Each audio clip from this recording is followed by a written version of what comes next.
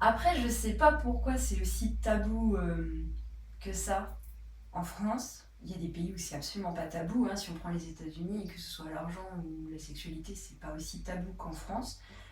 Question de culture, question de religion, d'éducation, je sais pas.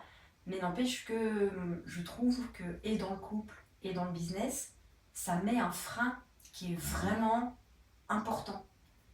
Et que ce soit dans le couple ou dans le business, c'est deux thèmes où si on les laisse vraiment sous le tapis, en fait ça devient une montagne.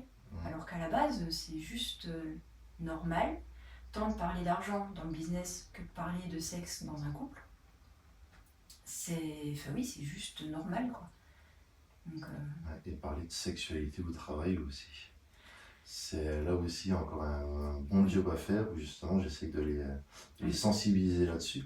Parce que tout gérant d'entreprise sait que une personne bien dans son corps va être plus productif.